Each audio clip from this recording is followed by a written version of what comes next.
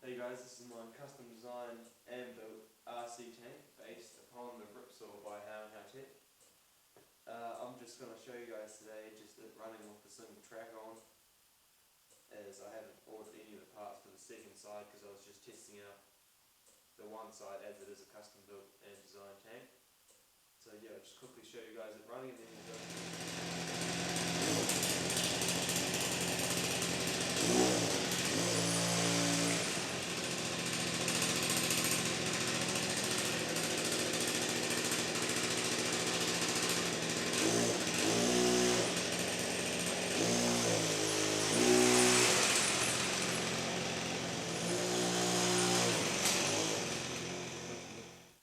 Some of the components.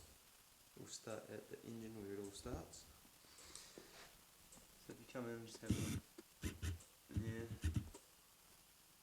We've got a pretty standard engine mount down here, custom built just to fit around the clutch, so you bolt straight through the clutch and the engine mount into the engine.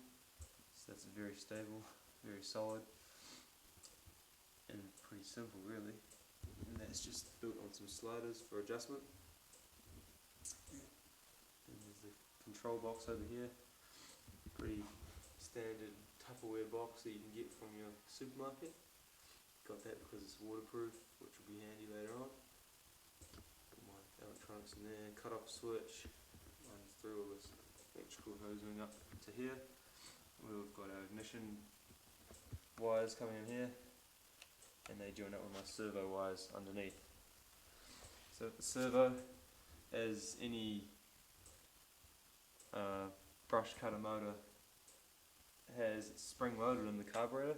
So in order to eliminate the stress that the spring would have on the servo, I added another servo, a pulling servo on the other side, so it balanced it out to make it a lot easier for the servo, and that tends to work a lot better as it doesn't drain the battery. And then we come down here to a 14 tooth motorbike 428 chain sprocket, which is just welded onto the centrifugal clutch. And 428 chain down to the rear sprocket, which is a 52 tooth rear motorbike sprocket on a custom built hub, 4 grub screws, pretty simply made.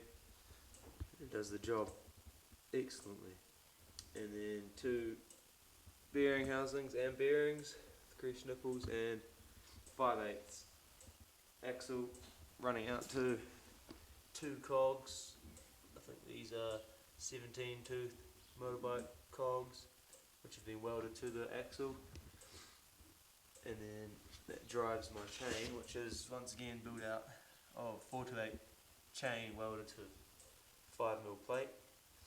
And that is a very sturdy track design, which I hope will give me lots of traction once I weld a few grips on the bottom of these pads here. And then the suspension setup, all custom built. The springs here are a bit flimsy as I've built them myself, but I will upgrade those later on to either 1/5 scale Baja shocks from RC cars with some increased force springs attached so that they don't just buckle under the pressure of a big heavy tank. But yeah, later on that should be a very sturdy setup design. Setup of the suspension there, and it shouldn't derail at all. I haven't had the track come off at all yet, and I've been running it over boxes like this and that size there, blocks of wood, just everything. I've had it running over them, so, and it hasn't come off yet. Just wait till we get to the high speed stuff to see when it falls off. So overall, pretty sturdy design. It's taken a lot longer than I thought to build it, but that's basically because I'm having to redesign things as I go along, and most of the process is thinking rather than actually building. So 9 times out of 10, half of the time I spend down at the shed will be spent thinking about what I'm going to do next. So I've been keeping it as simple as possible to reduce things going wrong basically, like up here at the front. Very simple sliding setup for the front axle, just a few gaps have been drilled out, machined out here with bolts going through, and then welded this 5/8 axle onto it from there, and then just a boat roller wheel under there for the front, and that runs very nicely, as I found out. And later on I will be adding 2 roller wheels under here to keep this nice and sitting up, and that should give that track 0 chance of coming off. So one thing to be looking forward to.